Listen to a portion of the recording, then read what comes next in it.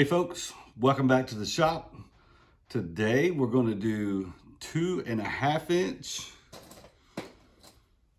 410 TSS Duplex, 5/16 ounce. So this thing's going to have a ½ ounce of TSS. And this particular one is going to be number 10s. You could use 9s, 9.5s, 8.5s, whatever. And it's going to have basically a 1/16 ounce of steel duplex to help open the pattern up. You wouldn't think it's a lot, and it's not a lot, but when we look at the patterns, I think you'll see it does help, right? I don't know how much straight TSS you've shot, and I even have a straight 5/8 ounce TSS geared more towards, turkeys, in a 2.5 inch hole.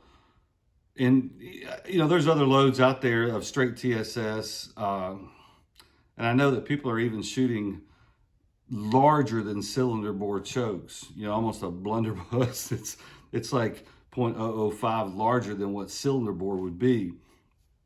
And I've patterned these with skeet choke, so you could probably get away with improved cylinder, or cylinder would work too, but it's skeet, so it's not the most open choke that there is.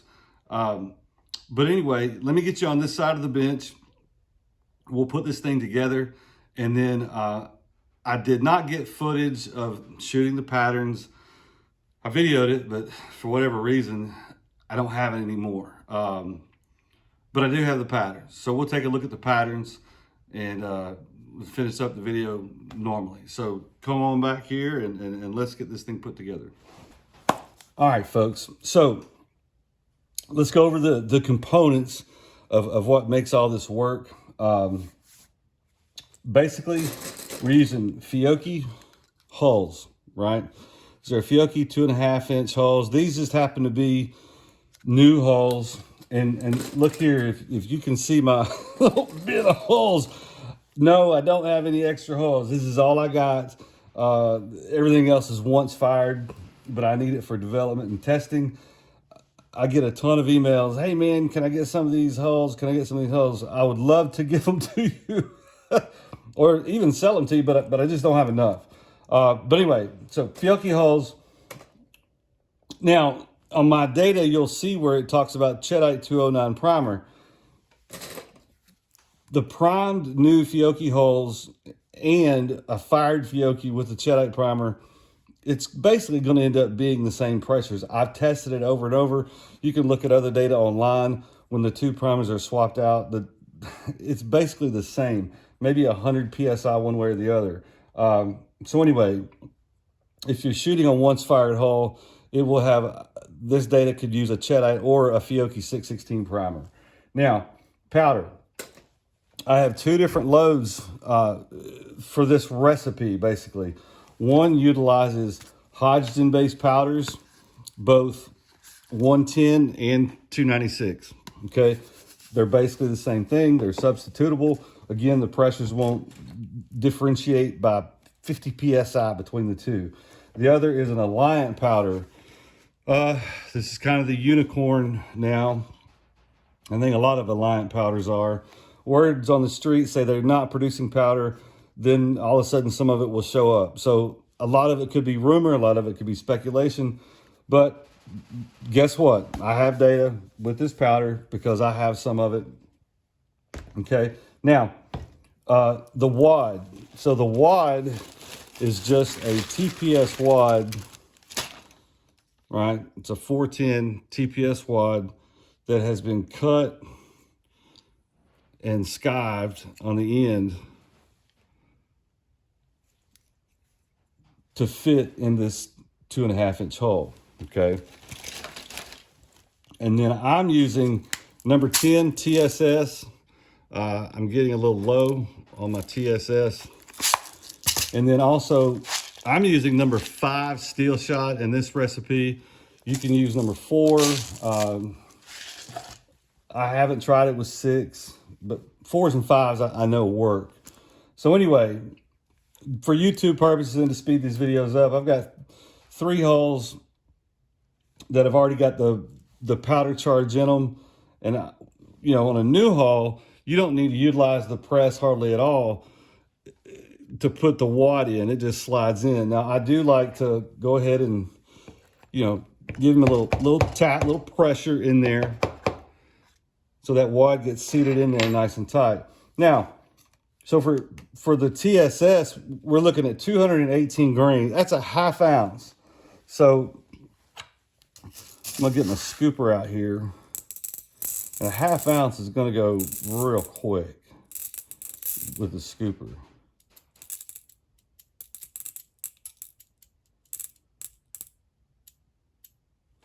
Matter of fact, at this point, I'm just gonna start dropping them individually.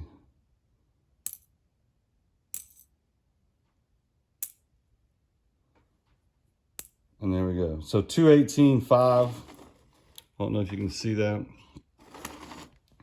So we just pour it in, right? Give it a couple of taps, let that shot settle in there. Now, you'll see, I don't know if you can see this, but that shot, there's still a good bit of that wad, you know, showing. I don't know if you can see that, right? So it's well below the top of the wad. It's, you know, it's right in here. So we've still got wad. And you have to keep in mind, this TPS wad, it's thick enough that it's gonna set back and that shot's gonna move in that shot column. So the steel is 27 grains. So we're gonna get there very quickly. There we are.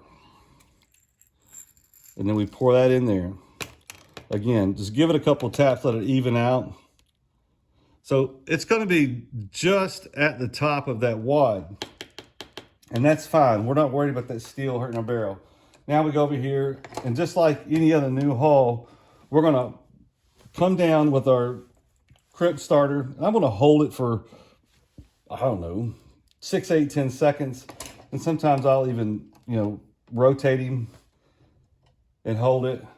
And then we go and give us a nice crimp. So there we go. So there's our nice 410 load, 2.5 inch, right? So let's put one more of these together. Very simple. Drop the wad in, tap him down, 218.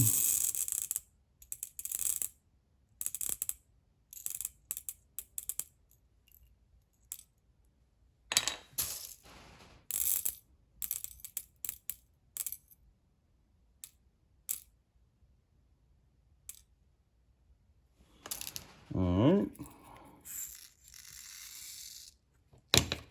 And then 27. See, that's how little steel goes in there. Dropped on the floor. If I had $1 for every time that happened, I wouldn't be here making videos. All right.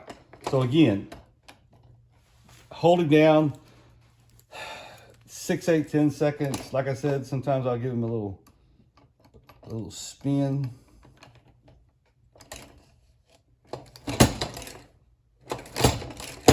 All right, and there you go. Got you a nice hull put together. Since I got one sitting here, we'll go ahead and do this. All right. So 218. And look, there are devices out here that will sort this TSS out literally in a matter of one dip into the shot. I need to get some of those to speed this up.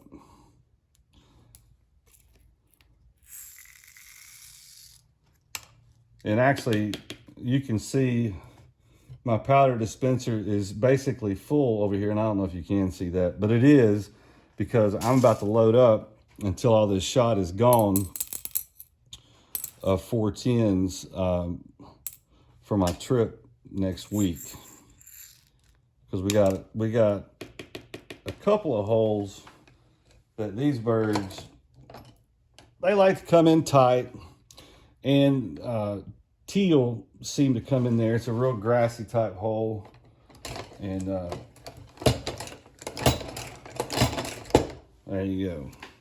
So there's your 410. Got a nice little curve. I will be probably shooting this out of a, I might shoot out of a pump. I don't know. I might shoot them out of over and under, side by side. We'll figure it out. But anyway, I don't have footage of the farm. I already know that. So let's just go take a look at these patterns. All right. So I got two different patterns here. And the reason I've got two is because there's two different loads. This is the Hodgdon 296 H110 load right here. This is the Alliant 300 MMP load right here. There ain't a whole big hill of beans of difference, right? 250, 249, which is basically there's 250 TSS in here. This one might have been a little to the right. What's interesting is the steel. The big circles are the steel shot. Even though they're number 5, they're very easily defined against number 10 TSS. So here's what I like about this is it's a pretty good spread. Now, don't get me wrong, there is a pretty tight core right here, right? But look, it's getting out to that 26, 28 inch solid core at 40 yards. And you have to also remember too, this is skeet choke. So if I use cylinder choke, it's going to be a little bit different. The way the pressures are on this load, you could get away with a little bit more powder and get a little bit more velocity. This thing's running at about 1,230 feet per second, which isn't crazy fast, but it's not super slow. A lot of target loads are at 1,200, which, you know, you could practice with lead and it feels the same as far as, you know, your timing trying to shoot these things. Probably wouldn't make a hill of beans really, but it just, sometimes it feels better knowing they're the same velocity. But you've got, anyway, the steel, and then, you know, some of this steel still is inside of the pattern, don't get it wrong, but there's some on the outside too. Now, why am I pointing that out? You see hardly any TSS. There's a couple of TSS on the outside here. There's one there, one or two over there. So we do see a phenomena where, actually, now that I look at this, there's 4 on the left, bottom left. There's 4 on the bottom left. I don't know. All I know is it will kill birds. It'll kill doves. It'll kill pheasants. It'll kill ducks.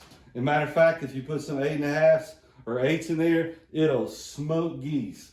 And this is with a 410. This is what changes the 410 completely, folks. Completely changes it. Nothing else in a 410 can do this, right? So let's go back to the bench and talk about the ending of this. All right, folks. It's not bad, is it? I mean, here's what's wild about that. You could use a cylinder choke and it'll open up a little bit more.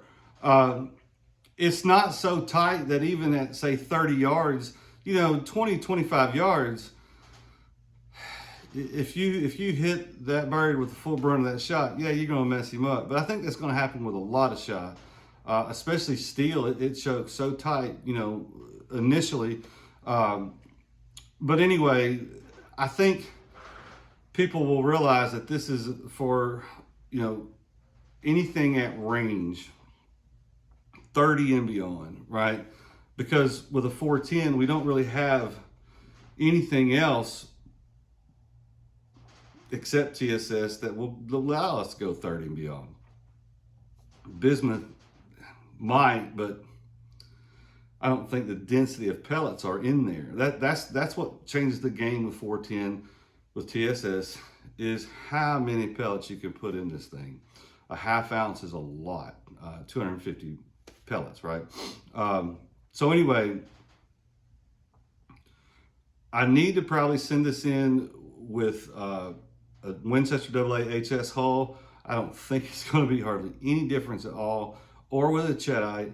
The 410 hulls, I'm finding they are very similar in volume. It's not like a 28 gauge, where the data and the charges of powder, they don't change a whole lot. Number one is because there's not a ton of room in a 410 anyways, and you kind of get what you get, right? So I'm not saying to go out and use this data in a Win AAHS hull or a Cheddite hull, but if you do buy the data,